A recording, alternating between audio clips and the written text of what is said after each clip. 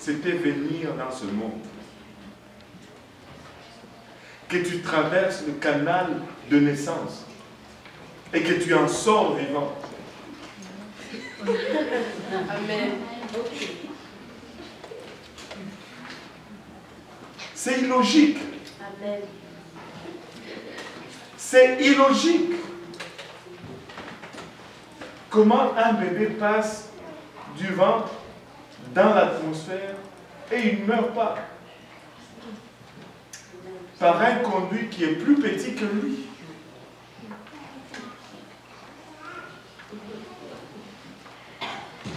Wow. Tout ce qui reste, Dieu peut le faire. Dieu peut le faire. Tes épreuves les plus difficiles, regarde dans ta vie. Tes combats les plus difficiles sont toujours derrière. Et une autre raison, c'est qu'après un combat, tu deviens toujours plus fort qu'avant. Chaque combat, c'est pour te fortifier.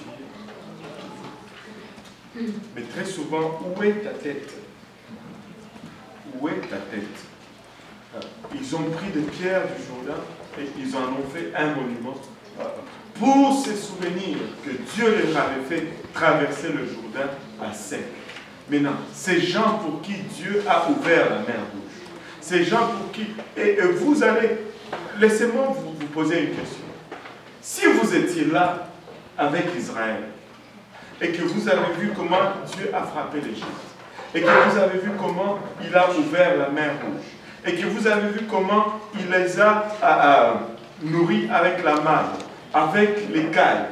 L'écaille, c'est très bon. Amen. Avec l'écaille, comment il les a vêtus. Il n'y avait pas de Walmart, il n'y avait pas de Target dans le désert.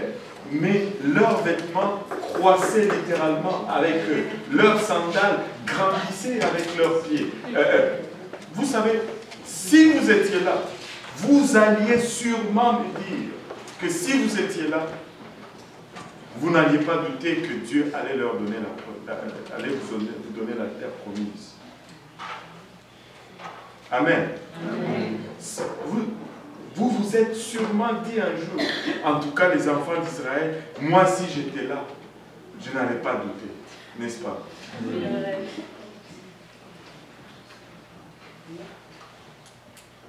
Une colonne qui marche devant moi.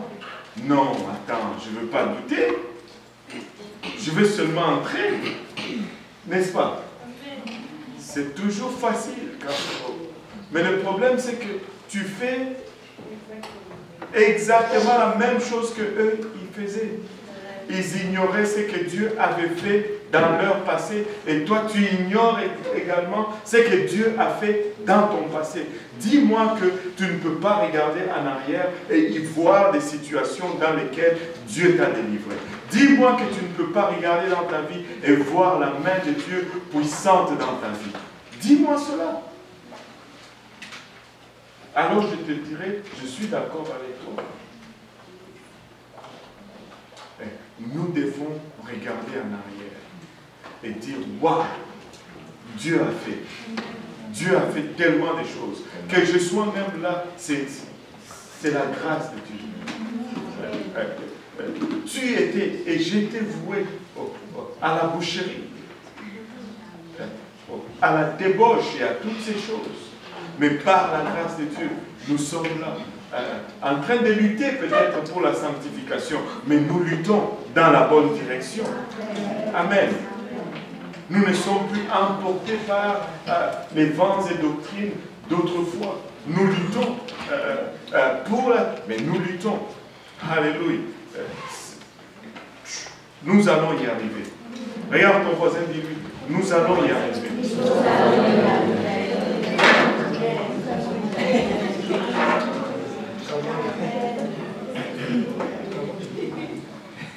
Et il traverse le Jourdain. On va conclure avec ceci. Il traverse le Jourdain. Et là, Dieu donne un plan étrange de bataille.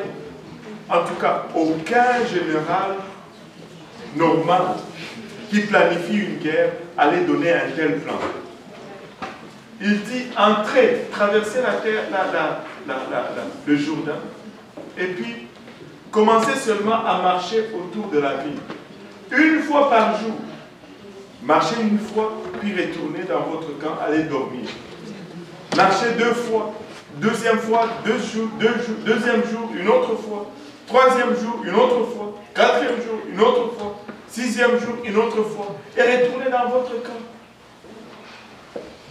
Et c'était tellement prévisible. Après 3 jours, tu pouvais te dire, ces gens vont venir et ils vont encore marcher autour de la ville et ils vont rentrer. Et tu pouvais les tendre une embuscade et les décimer tous. C'était tellement ridicule et prévisible. Mais c'était là le plan de Dieu. Et là, il dit le 7e jour, vous allez marcher d'abord 6 fois. Et au 7e tour, là vous allez crier. Aucun sens! Aucun sens! Ridicule, stupide. Quel plan de bataille! Mais c'était là le plan de Dieu. Et que tout le monde dise, c'était là le plan de Dieu. C'était là le plan de Dieu. Mais savez-vous quoi Josué y a ajouté quelque chose?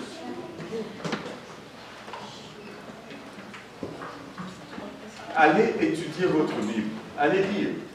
Vous n'allez pas voir une seule place où Dieu dit à Josué qu'il faut le faire en silence.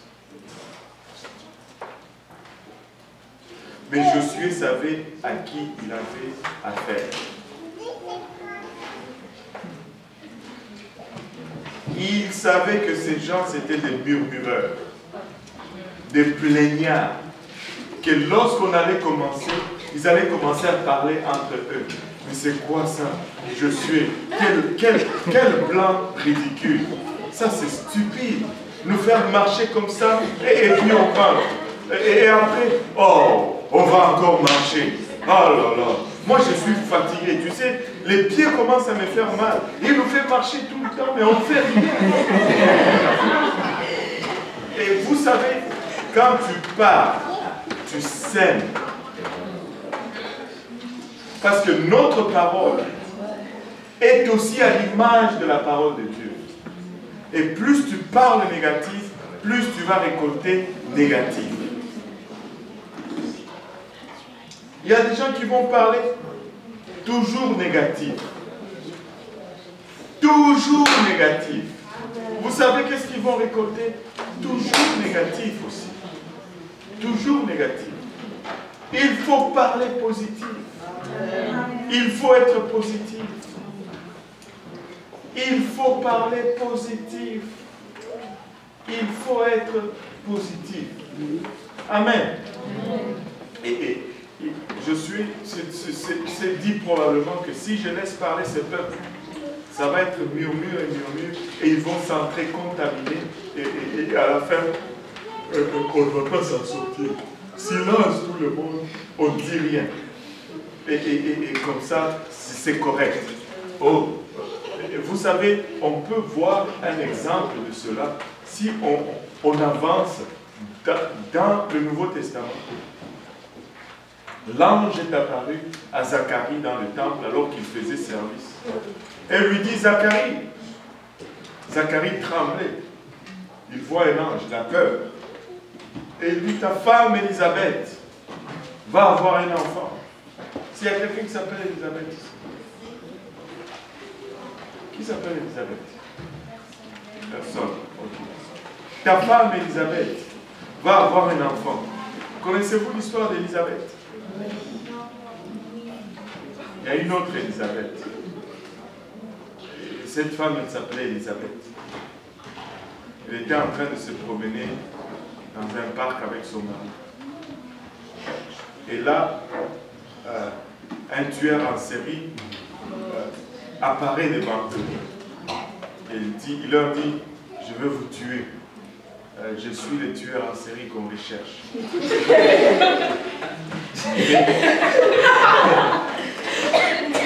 Vous ne me croyez pas. Mais j'ai quelque chose que je fais toujours. Je prends toujours le nom de mes victimes. Et il regarde la femme et dit, on va commencer par toi. C'est quoi ton nom? Et la femme répète, je m'appelle Elisabeth.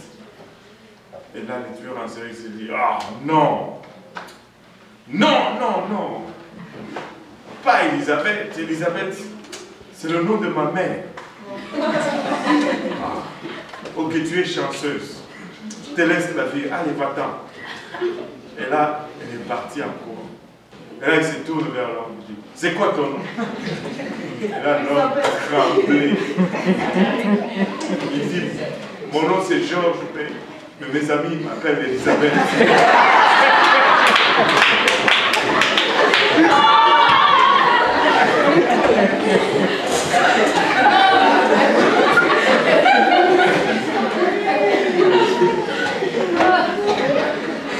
Il ne voulait pas mourir.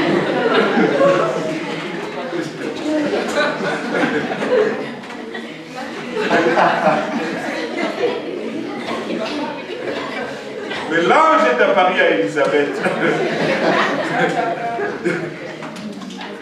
Plutôt à Zacharie. Et il dit, ta femme Elisabeth va avoir un enfant. Mais Zacharie regarde l'âge de sa femme. Il dit, mais attends, je vois bien que tu es un ange, mais elle est déjà vieille. Comment est-ce que... Par quel signe je veux voir? Donne-moi, fais-moi un petit truc qui me mette en confiance. Et là, l'ange le regarde et dit, moi je suis Gabriel, je me tiens auprès de Dieu. Et je te parle et tu doutes. Attends, tu vas voir. Tu vas être muet. Jusqu'à ce que cet enfant naisse, tu ne pourras plus parler. Vous savez pourquoi l'ange le frappe de mutisme? C'est pour qu'il ne contamine pas Elisabeth avec sa non-croyance. Des fois dans l'église, j'ai pris de fois que certaines personnes soient muées. Ils sont tellement négatifs. Si juste pour 9 mois, ils pouvaient être muets, jusqu'à ce qu'on voit la naissance de ce que Dieu est en train de faire. Et je vous dis, une fois, j'ai été témoin de cela. Il y a un frère qui était converti au Seigneur d'une façon puissante. Et il menait une vie très mal avant. Et après qu'il soit converti, il est allé voir sa gang avec qui il faisait des mauvais coups. Il les a invités. Ils étaient, je pense, 9 ou 11. Toutes, ils étaient là. Mais il les a fait venir à l'église. Il les a assis tous sur le banc en avant. Et il était tout enthousiasmé. Il disait, je crois que le Seigneur va le remplir du Saint-Esprit aujourd'hui. Et moi j'étais comme, yes! Ça c'est la foi. Mais un autre frère va et le tape sur le dos et dit, calme-toi mon frère. Hein? Rappelle-toi comment c'était pour toi. Ça peut prendre du temps. Seigneur, frappe-les de l'église. Écoutez, si Dieu ne le fait pas, ce n'est pas notre problème. Mais nous allons croire d'abord. Nous allons croire. Nous n'allons pas aller là-bas avec un esprit défaitiste déjà. Non. Mais non. Jusqu'à ce qu'on ferme la porte de l'église. Je vais croire que quelqu'un va recevoir le Saint-Esprit.